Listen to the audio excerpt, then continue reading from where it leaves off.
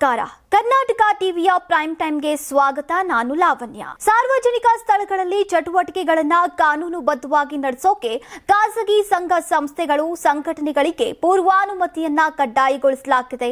ಇನ್ನು ಆರ್ಎಸ್ಎಸ್ ವಿರುದ್ಧ ಹೇಳಿಕೆ ನೀಡಿದಂತಹ ಸಚಿವ ಪ್ರಿಯಾಂಕ್ ಖರ್ಗೆ ವಿರುದ್ಧ ಶಾಸಕ ಬಸನಗೌಡ ಪಾಟೀಲ್ ಅವರು ಗುಡುಗಿದ್ದಾರೆ. ಇದೇ ರೀತಿ ಹೆಚ್ಚಿನ ಸುದ್ದಿಗಳನ್ನ ವಿವರವಾಗಿ ನೋಡ್ತಾ ಹೋಗೋಣ ಇವತ್ತಿನ ಪ್ರೈಮ್ ಟೈಮ್ನಲ್ಲಿ. ಸರ್ಕಾರಿ ಸಂಸ್ಥೆಗಳಲ್ಲಿ ಆರ್ಎಸ್ಎಸ್ ಚಟುವಟಿಕೆಗಳಿಗೆ ನಿರ್ಬಂಧ ಹಾಕುವಂತೆ ಸಚಿವ ಪ್ರಿಯಾಂಕ್ ಖರ್ಗೆ ಬರೆದಿದ್ದಂತಹ ಪತ್ರಕ್ಕೆ ಈಗ ರಾಜ್ಯ ಸರ್ಕಾರ ಸ್ಪಂದಿಸಿದೆ. ಸಾರ್ವಜನಿಕ ಸ್ಥಳಗಳಲ್ಲಿ ಚಟುವಟಿಕೆಗಳನ್ನು ಕಾನೂನುಬದ್ಧವಾಗಿ ನಡೆಸೋಕೆ ಖಾಸಗಿ ಸಂಘ ಸಂಸ್ಥೆಗಳು ಸಂಘಟನೆಗಳಿಗೆ ಈಗ ಪೂರ್ವಾನುಮತಿಯನ್ನ ಕಡ್ಡಾಯಗೊಳಿಸಲಾಗಿದೆ. ಸಿಎಂ ಸಿದ್ದರಾಮಯ್ಯನವರ ನೇತೃತ್ವದಲ್ಲಿ ನಡೆದಂತಹ ಸಚಿವ ಸಂಪುಟದಲ್ಲಿ ಈ ತೀರ್ಮಾನವನ್ನ ಕೈಗೊಳ್ಳಲಾಗಿದೆ. ಈ ಮೂಲಕ ಆರ್ಎಸ್ಎಸ್ ಹೆಸರು ಉಲ್ಲೇಖ ಮಾಡದೆ ಅದರ ಕಾರ್ಯ ಚಟುವಟಿಕೆಗಳಿಗೆ ಕಡಿವಾಣ ಹಾಕೋಕೆ ಮುಂದಾಗಿದೆ. ಈಗ 2013ರಲ್ಲಿ ಬಿಜೆಪಿ ಸರ್ಕಾರದ ಆದೇಶವನ್ನೇ ಈಗ ಬ್ರಹ್ಮಾಸ್ತ್ರವಾಗಿ ಬಳಸಿದೆ. ಆಗ ಸರ್ಕಾರಿ ಆಸ್ತಿಗಳ ಬಳಕೆಗೆ ಕೆಲ ಮಾರ್ಗಸೂಚಿಗಳನ್ನ ರೂಪಿಸಲಾಗಿತ್ತು. ಆ ಆದೇಶವನ್ನೇ ಆಧರಿಸಿ ಹೊಸ ಕಟ್ಟುನಿಟ್ಟಿನ ನಿಯಮವನ್ನ ಜಾರಿಗೊಳಿಸಲಾಗಿದೆ. ಇನ್ನು ಕರ್ನಾಟಕದ ಕೆಲ ರಾಜ್ಯ ಸರ್ಕಾರಿ ನೌಕರರು ಕೂಡ ರಾಷ್ಟ್ರೀಯ ಸ್ವಯಂ ಸೇವಕ ಸಂಘದ ಪಥಸಂಚಲನದಲ್ಲಿ ಭಾಗವಹಿಸಿರುವಂತಹ ವಿಷಯ ಈಗ ರಾಜ್ಯ ಸರ್ಕಾರದ ಸಂಪುಟದಲ್ಲಿ ಬಿರುಸಿನ ಚರ್ಚೆಗೆ ಕಾರಣವಾಗಿತ್ತು. ಆರ್ಎಸ್ಎಸ್ ಚಟುವಟಿಕೆಗಳಲ್ಲಿ ಭಾಗಿಯಾಗಿದ್ದಂತಹ ಪಿಡಿಒಗಳ ಅಮಾನತಿಗೆ ನಿರ್ಧರಿಸಲಾಗಿದ್ದು ಅಧಿಕಾರಿಗಳ ಮಾಹಿತಿ ಕಲೆ ಹಾಕುವಂತೆ ಸೂಚನೆಯನ್ನ ನೀಡಲಾಗಿದೆ. ಆರ್ಎಸ್ಎಸ್ ವಿರುದ್ಧ ಹೇಳಿಕೆ ನೀಡಿದ್ದಂತಹ ಸಚಿವ ಪ್ರಿಯಾಂಕ್ ಖರ್ಗೆ ವಿರುದ್ಧ ಬಸನಗೌಡ ಪಾಟೀಲ್ ಯತ್ನಾಳ್ ಅವರು ಗುಡುಗಿದ್ದಾರೆ. ಪ್ರಿಯಾಂಕ್ ಖರ್ಗೆ ಅವರೇ, ನಿಮಗೆ ನೂರಾರು ಕೆಲಸಗಳಿವೆ, ನೀವು ಆರ್ಎಸ್ಎಸ್ ವಿರೋಧ ಮಂತ್ರಿಯೋ ಅಥವಾ ತಾಲಿಬಾನ್ ಮಂತ್ರಿಯೋ ಅಥವಾ ಐಟಿಬಿಟಿ ಮಂತ್ರಿಯೋ ಅಂತ ಪ್ರಶ್ನಿಸಿದ್ದಾರೆ. ಈ ರೀತಿಯ ಕ್ರಮ ದುರುದ್ದೇಶದಿಂದ ಕೂಡಿದೆ. ಈ ಮಂತ್ರಿಗೆ ಪ್ರತ್ಯೇಕ ಮಂತ್ರಾಲಯವನ್ನೇ ಸೃಷ್ಟಿಸಬೇಕು. ಆರ್ಎಸ್ಎಸ್ ವಿರೋಧಿ ಮಂತ್ರಾಲಯ ಅಥವಾ ತಾಲಿಬಾನ್ ಇಲಾಖೆಯನ್ನ ಸ್ಥಾಪಿಸಿ ಅವುಗಳ ಅಧೀನದಲ್ಲಿ ಪ್ರಿಯಾಂಕ್ ಖರ್ಗೆ ಅವರನ್ನ ನೇಮಿಸಬೇಕು ಅಂತ ವ್ಯಂಗ್ಯವಾಡಿದ್ದಾರೆ. ಜೊತೆಗೆ ಡಿಕೆಶಿಗೆ ಬಿಜೆಪಿ ಆಫರ್ ನೀಡಿದ್ದಂತಹ ಬಗ್ಗೆ ಕೂಡ ಮಹತ್ವದ ಮಾಹಿತಿಯನ್ನ ನೀಡಿದ್ದಾರೆ. ಇಡೀ ಕೇಸ್ ಮುಕ್ತ ಮಾಡಿದ್ರೆ ಈಗ ಬಿಜೆಪಿ ಜೊತೆ ಸರ್ಕಾರ ರಚನೆಗೆ ಕೈ ಜೋಡಿಸೋದಾಗಿ ಹೇಳಿದ್ರು. ಈ ಬಗ್ಗೆ ನನ್ನ ಹೇಳಿಕೆ ನೀಡಿದ್ದಕ್ಕಾಗಿ ಕನಕಪುರ ಕೋರ್ಟ್ನಲ್ಲಿ ಕೇಸ್ ಹಾಕಿದ್ದಾರೆ. ಆದ್ರೆ ಈವರೆಗೂ ಒಂದು ಬಾರಿ ಕೂಡ ಹೋಗಿ ನನ್ನ ವಿರುದ್ಧ ಸಾಕ್ಷಿ ಹೇಳಿಲ್ಲ. 1 ಕೋಟಿ ಖರ್ಚು ಮಾಡಿ 200 ಕೋಟಿ ಮಾನಹಾನಿ ಕೇಸ್ ಹಾಕಿದ್ದಾರೆ ಅಂತ ಯತ್ನಾಳ್ ಅವರು ಟೀಕಿಸಿದ್ದಾರೆ. ಸಚಿವ ಪ್ರಿಯಾಂಕ್ ಖರ್ಗೆ ಅವರಿಗೆ ಕರೆ ಮಾಡಿ ಬೆದರಿಕೆ ಹಾಕಿದ್ದಂತಹ ವ್ಯಕ್ತಿಯನ್ನ ಪೊಲೀಸರು ಬಂಧಿಸಿದ್ದಾರೆ. ಮಹಾರಾಷ್ಟ್ರದ ಸೊಲ್ಲಾಪುರ ಮೂಲದ ದಾನಪ್ಪ ಅಲಿಯಾಸ್ ದಾನೇಶ್ ಅಂತ ಗುರುತಿಸಲಾಗಿದೆ. ಬೆಂಗಳೂರು ಹಾಗೂ ಕಲಬುರಗಿ ಪೊಲೀಸರ ಜಂಟಿ ಕಾರ್ಯಾಚರಣೆ ವೇಳೆ ಆರೋಪಿ ಲಾಕ್ ಹಾಕಿದ್ದಾರೆ. ಈಗ ಆರ್ಎಸ್ಎಸ್ ಬಗ್ಗೆ ಮಾತನಾಡಿದ್ದಕ್ಕೆ ಪ್ರಿಯಾಂಕ್ ಖರ್ಗೆ ಅವರಿಗೆ ಕರೆ ಮಾಡಿ ಬೆದರಿಕೆ ಹಾಕಿದ್ದಲ್ಲದೆ ಅವಾಚ್ಯ ಶಬ್ದಗಳಿಂದ ನಿಂದಿಸಿದ್ರು. ಈ ಕುರಿತು ಕಾಂಗ್ರೆಸ್ ಮುಖಂಡ ಮನೋಹರ್ ಬೆಂಗಳೂರಿನ ಸದಾಶಿವನಗರ ಪೊಲೀಸ್ ಠಾಣೆಗೆ ದೂರನ್ನ ನೀಡಿದ್ರು. ದೂರಿನ ಅನ್ವಯ ಎಫ್ಐಆರ್ ದಾಖಲಿಸಿಕೊಂಡಿದ್ದಂತಹ ಪೊಲೀಸರು ಕಾರ್ಯಾಚರಣೆ ಶುರು ಮಾಡಿದ್ರು. ಆರೋಪಿ ದಾನಪ್ಪನನ್ನ ಲಾತೂರ್ನಲ್ಲಿ ಬಂಧಿಸಲಾಗಿದ್ದು ಇಂದು ರಾತ್ರಿನೇ ಸದಾಶಿವನಗರ ಠಾಣೆಗೆ ಕರೆತರುವಂತಹ ಸಾಧ್ಯತೆ ಇದೆ.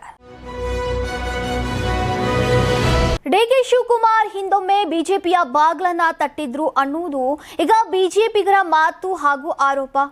ಕೆಲ ದಿನಗಳ ಹಿಂದೆ ಶಾಸಕ ಬಸನಗೌಡ ಪಾಟೀಲ್ ಯತ್ನಾಳ್ ಕೂಡ ಈ ಬಗ್ಗೆ ಹೇಳಿದ್ರು. ಡಿಕೆ ಶಿವಕುಮಾರ್ಗೆ ಶಾಸಕರ ಬೆಂಬಲ ಇದ್ದಿದ್ರೆ ಬಿಜೆಪಿಗೆ ಸ್ವಾಗತವನ್ನ ಮಾಡ್ತಾ ಇತ್ತು ಎಂದಿದ್ರು. ಇಂಥದ್ದೊಂದು ಪ್ರಯತ್ನ ಈಗಿನದ್ದಲ್ಲ. 2019ರಲ್ಲಿ ಕಾಂಗ್ರೆಸ್ ಜೆಡಿಎಸ್ ಸಮ್ಮಿಶ್ರ ಸರ್ಕಾರದ ಅವಧಿಯಲ್ಲಿಯೇ ಡಿಕೆಶಿ ಅವರನ್ನ ಬಿಜೆಪಿಗೆ ಸೆಳೆಯುವಂತಹ ಪ್ರಯತ್ನಗಳಾಗಿತ್ತು ಅನ್ನೋದು ಈಗ ಗೊತ್ತಾಗಿದೆ. ಇದನ್ನ ಖುದ್ದು ಡಿಕೆ ಶಿವಕುಮಾರ್ ಅವರೇ ಬಹಿರಂಗಪಡಿಸಿದ್ದಾರೆ.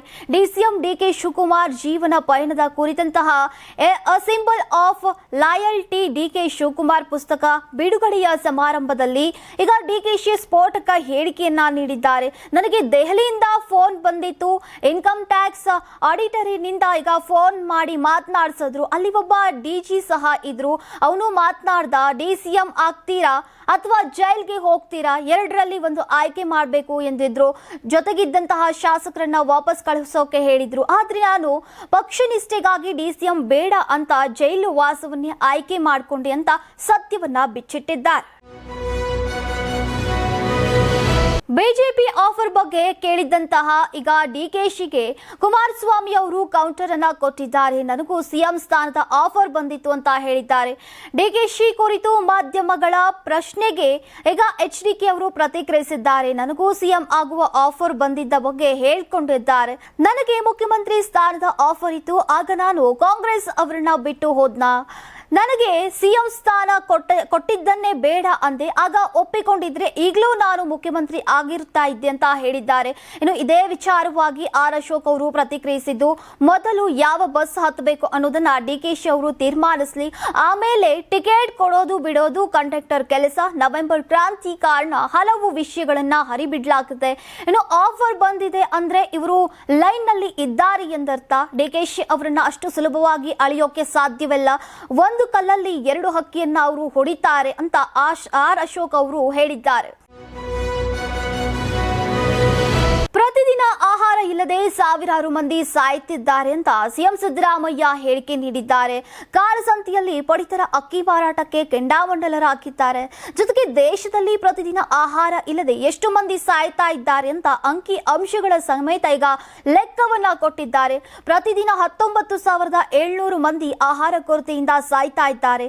ಜಗತ್ತಿನ ಪ್ರತಿ 4 ಸೆಕೆಂಡ್ಗೆ ಒಬ್ಬ ವ್ಯಕ್ತಿ ಹಸುವಿನಿಂದ ಸಾಯ್ತಾ ಇದ್ದಾನೆ. ಜನರಿಗೆ ಆಹಾರ ಬೇಕು, ಗಾಳಿ ಮಣ್ಣು ತಿಂದು ಬದುಕೋಕೆ ಆಗಲ್ಲ. ಕಾಳಸಂತೆಯಲ್ಲಿ ಅಕ್ಕಿ ಮಾರಾಟ ಮಾಡುವವರ ವಿರುದ್ಧ ಕಠಿಣ ಕ್ರಮವನ್ನ ತೆಗೆದುಕೊಳ್ಳಲಾಗುತ್ತೆ. ಇದನ್ನ ಹೆದರಿಸೋಕೆ ಹೇಳ್ತಾ ಇಲ್ಲ, ಇದೊಂದು ದಿಟ್ಟ ಕ್ರಮ. ಆಹಾರ ಎಲ್ಲರಿಗೂ ಲಭ್ಯವಾಗಬೇಕು ಅಂತ ಈಗ ಸರ್ಕಾರದ ಗುರಿಯಾಗಿದೆ. ಸಣ್ಣ ಹಿಡುವಳಿದಾರರನ್ನ ರಕ್ಷಿಸೋಕೆ ಸರ್ಕಾರದ ಕರ್ತವ್ಯವಾಗಿದೆ. ಹೀಗಂತ ಬೆಂಗಳೂರಿನಲ್ಲಿ ನಡೆದಂತಹ ವಿಶ್ವ ಆಹಾರ ದಿನ ಕಾರ್ಯಕ್ರಮದಲ್ಲಿ ಸಿಎಂ ಸಿದ್ದರಾಮಯ್ಯ ಅವರು ಹೇಳಿದ್ದಾರೆ. ಇನ್ನು ಮನುಷ್ಯನಿಗೆ ಆಸೆ ಇರಬೇಕು, ಆದರೆ ದುರಾಸೆ ಇರಬಾರದು. ಆಹಾರ ವ್ಯರ್ಥ ಮಾಡುವುದು ಪಾಪದ ಕೆಲಸ. ಹೋಟೆಲ್ಗಳಲ್ಲಿ ಮತ್ತು ಮದುವೆಯ ಸಮಾರಂಭಗಳಲ್ಲಿ ಆಹಾರ ವ್ಯರ್ಥ ಮಾಡುವುದನ್ನ ಸಿದ್ದರಾಮಯ್ಯ ಅವರು ಖಂಡಿಸಿದ್ದಾರೆ. ನಟಿ ರಮ್ಯಾಗೆ ಸೋಷಿಯಲ್ ಮೀಡಿಯಾದಲ್ಲಿ ಅಶ್ಲೀಲ ಕಾಮೆಂಟ್ ಹಾಕಿದಂತಹ ದರ್ಶನ್ ಅಭಿಮಾನಿಗಳ ಮೇಲೆ ಸಿಸಿಬಿ ಸೈಬರ್ ಪೊಲೀಸರು ಚಾರ್ಜ್ ಶೀಟ್ ಸಲ್ಲಿಕೆ ಮಾಡಿದ್ದಾರೆ. 11 ಆರೋಪಿಗಳ ಮೇಲೆ ಈಗ 380 ಪುಟಗಳ ಸುದೀರ್ಘ ಚಾರ್ಜ್ ಶೀಟ್ ಸಲ್ಲಿಕೆ ಮಾಡಲಾಗಿದೆ. ಆರೋಪಿಗಳ ಮೊಬೈಲ್, ಸೋಷಿಯಲ್ ಮೀಡಿಯಾದಲ್ಲಿ ಕಮೆಂಟ್ ಹಾಕಿದಂತಹ ಸ್ಕ್ರೀನ್ ಶಾಟ್, ವಿಡಿಯೋ ಶೇರ್ ಆಗಿರುವಂತಹ ಲಿಂಕ್ಗಳು, ಆಮೇಲೆ ದೂರುದಾರೆ ರಮ್ಯಾ ಸ್ಟೇಟ್ಮೆಂಟ್, ವಿಧಿವಿಜ್ಞಾನ ಪ್ರಯೋಗಾಲಯದ ವರದಿ, ಆರೋಪಿಗಳ ಸ್ವ ಇಚ್ಛಾ ಹೇಳಿಕೆ ಆಧಾರದಲ್ಲಿ ಈಗ ಚಾರ್ಜ್ ಶೀಟ್ ಅನ್ನ ಸಲ್ಲಿಕೆ ಮಾಡಲಾಗಿದೆ. 60 ದಿನಗಳ ಡೆಡ್ ಲೈನ್ ಮುಗಿತಾ ಬಂದ ಹಿನ್ನೆಲೆಯಲ್ಲಿ ದೋಷಾರೋಪಣಾ ಪಟ್ಟಿಯನ್ನ ಸಲ್ಲಿಕೆ ಮಾಡಲಾಗಿದೆ. ಅಶ್ಲೀಲ ಕಾಮೆಂಟ್ ಹಾಕಿದಂತಹ ಇನ್ನೂ 6 ಆರೋಪಿಗಳು ಪೊಲೀಸರಿಗೆ ಸಿಕ್ಕಿಲ್ಲ. ಆ ಆರೋಪಿಗಳು ಸಿಕ್ಕ ಬಳಿಕ ಹೆಚ್ಚುವರಿ ಚಾರ್ಜ್ ಶೀಟ್ ಅನ್ನ ಸಲ್ಲಿಸಲಿದ್ದಾರೆ. ಇನ್ನು ಅಶ್ಲೀಲ ಕಾಮೆಂಟ್ ಹಾಕಿದಂತಹ ಇನ್ನೂ 4 ಆರೋಪಿಗಳಿಗೆ ಬಿಡುಗಡೆ ಭಾಗ್ಯ ಸಿಕ್ಕಿಲ್ಲ. ಚಾರ್ಜ್ ಶೀಟ್ ಬೆನ್ನಲ್ಲೇ ಈಗ ಶೀಘ್ರದಲ್ಲೇ ಟ್ರಯಲ್ ಆರಂಭವಾಗಲಿದೆ. ಬಿಹಾರ್ ಸಿಎಂ ನಿತೀಶ್ ಕುಮಾರ್ ನೇತೃತ್ವದ ಜನತಾದಳ ಅಭ್ಯರ್ಥಿಗಳ 2ನೇ ಪಟ್ಟಿಯನ್ನ ಬಿಡುಗಡೆ ಮಾಡಿದೆ. ನವೆಂಬರ್ 6 ಮತ್ತು ನವೆಂಬರ್ 11ರಂದು ಈಗ 2 ಹಂತಗಳಲ್ಲಿ ಬಿಹಾರ್ ವಿಧಾನಸಭಾ ಚುನಾವಣೆ ನಡೆಯಲಿದೆ. ಅಕ್ಟೋಬರ್ 15ರಂದು 57 ಅಭ್ಯರ್ಥಿಗಳನ್ನ ಘೋಷಿಸಿದಂತಹ ಜೆಡಿಯು ಇಂದು 44 ಅಭ್ಯರ್ಥಿಗಳನ್ನ ಘೋಷಿಸಿದೆ. ಈ ಮೂಲಕ ತನ್ನ ಪಾಲಿನ 101 ಅಭ್ಯರ್ಥಿಗಳ ಕೋಟಾವನ್ನ ಪೂರ್ಣಗೊಳಿಸಿದೆ. ಇನ್ನು ಜನಸಂಖ್ಯೆ ಆಧರಿಸಿ ಈಗ ಜಾತಿವಾರು ಲೆಕ್ಕಾಚಾರದಲ್ಲಿ ಜೆಡಿಯು 37 ಬಿಸಿ, 22 ಇಬಿಸಿ, 4 ಮುಸ್ಲಿಂ ಅಭ್ಯರ್ಥಿಗಳಿಗೆ ಮನೆ ಹಾಕಿದೆ. ಇನ್ನು ಮೇಲ್ಜಾತಿಗೆ ಸೇರಿದಂತಹ 22 ಅಭ್ಯರ್ಥಿಗಳಿಗೆ ಈಗ ಟಿಕೆಟ್ ಅನ್ನ ನೀಡಿದೆ. ನಿತೀಶ್ ಕುಮಾರ್ ವಿಧಾನಸಭೆ, ಲೋಕಸಭೆಯಲ್ಲಿ ಮಹಿಳೆಯರಿಗೆ ಮೀಸಲಾತಿಯನ್ನ ಬೆಂಬಲಿಸ್ತಾ ಇದ್ರು ಕೂಡ ಈಗ ಕೇವಲ 13 ಮಹಿಳೆಯರಿಗೆ ಟಿಕೆಟ್ ಅನ್ನ ನೀಡಿದ್ದಾರೆ. ಇದು ಒಟ್ಟು ಸದಸ್ಯರ ಪೈಕಿ 15%ಕ್ಕಿಂತಲೂ ಕಡಿಮೆ ಇದೆ. ಇನ್ನು ರಾಜ್ಯ ಪ್ರಧಾನ ಕಾರ್ಯದರ್ಶಿ ಮತ್ತು ಪಕ್ಷದ ಪ್ರಧಾನ ಕಚೇರಿಯ ಉಸ್ತುವಾರಿ ಚಂದನ್ ಕುಮಾರ್ ಸಿಂಗ್ 44 ಅಭ್ಯರ್ಥಿಗಳ ಹೆಸರನ್ನ ಘೋಷಿಸಿದ್ದಾರೆ. 2ನೇ ಪಟ್ಟಿಯಲ್ಲಿ ನವಾಡಾ ಪ್ರಭಾವಿ ರಾಜ್ವಲ್ಲಭ್ ಪ್ರಸಾದ್ ಯಾದವ್ ಪತ್ನಿ ವಿಭಾದೇವಿ ಸ್ಥಾನವನ್ನ ಪಡೆದಿದ್ದಾರೆ.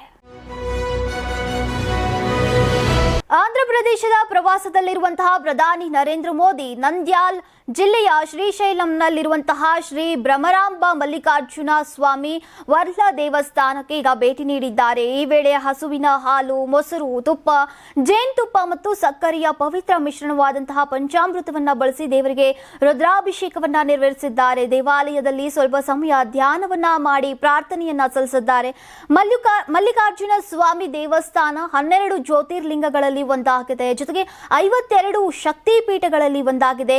ಭ್ರಮರಾಂಬ ಮಲ್ಲಿಕಾರ್ಜುನ ಸ್ವಾಮಿ ವರ್ಲ ದೇವಸ್ಥಾನ ವಿಶೇಷ ಆಧ್ಯಾತ್ಮಿಕ ಮಹತ್ವವನ್ನು ಹೊಂದಿದೆ. ಇದರ ವಿಶೇಷತೆ ಏನಂದ್ರೆ, ಒಂದು ದೇವಾಲಯ ಸಂಕೀರ್ಣದೊಳಗೆ ಜ್ಯೋತಿರ್ಲಿಂಗ ಮತ್ತು ಶಕ್ತಿ ಪೀಠ ಎರಡೂ ಇದೆ. ಕರ್ನೂಲ್ ವಿಮಾನ ನಿಲ್ದಾಣಕ್ಕೆ ಬಂದಿಳಿದಂತಹ ಮೋದಿ ನೇರವಾಗಿ ಮಲ್ಲಿಕಾರ್ಜುನ ಸ್ವಾಮಿ ದೇಗುಲಕ್ಕೆ ತೆರಳಿದ್ದಾರೆ. ಈ ವೇಳೆ ಸಿಎಂ ಚಂದ್ರಬಾಬು ನಾಯ್ಡು, ಡಿಸಿಎಂ ಪವನ್ ಕಲ್ಯಾಣ್ ಸಾಥ್ ಕೊಟ್ಟಿದ್ರು.